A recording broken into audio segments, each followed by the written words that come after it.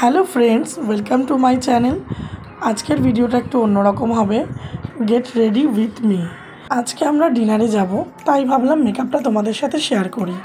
তো চলো শুরু করা যাক। ফার্স্টেই দেখতে পাচ্ছ আমি একটা ব্ল্যাক গাউন পরে নিয়েছি। তারপর আমি টোনার অ্যাপ্লাই করছি।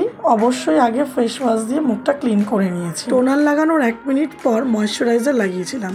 সরি, ভিডিওটা কোনো কারণে স্কিপ হয়ে গেছে। তারপর ময়শ্চারাইজার লাগানোর 1 মিনিট পর ফাউন্ডেশন ইউজ করব।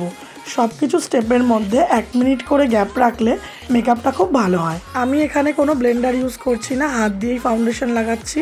কারণ আমার যখন তাড়াহুড়ো থাকে তখন আমি ব্লেন্ডার ইউজ করতে পারি না, একটু তাড়াতাড়ি করেই করার চেষ্টা করি।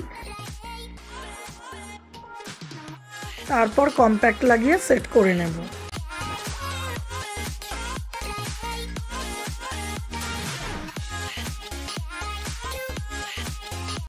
আমি আইতে কোনো আইশ্যাডো দেব না, শুধু আইলাইনারটা লাগিয়ে নেব। এবার যেটা আমার সবথেকে বেস্ট পার্ট, লিপস্টিক, সেটা ইউজ করব।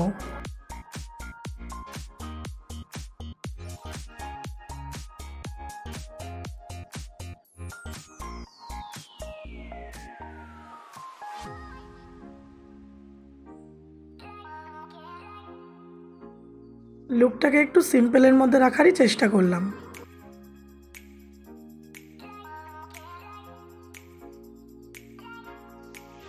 তারপর হালকা করে একটু হাইলাইটার লাগিয়ে নিলাম। এইটা না দিলে তো মেকআপটাই কমপ্লিট হবে না। সবশেষে পারফিউম লাগিয়ে মেকআপটা এন্ড করলাম। যা, তাড়াহুড়োতে ব্যাঙ্গেলটাই পরতে ভুলে গেছিলাম। চেষ্টা করব পুজোতে এইরকমই তোমাদের সাথে get ready with me video share করার। আমি কোনো মেকআপ আর্টিস্ট নই, আমি নিজে যেরকম মেকআপ করি সেটাই তোমাদের সাথে শেয়ার করলাম।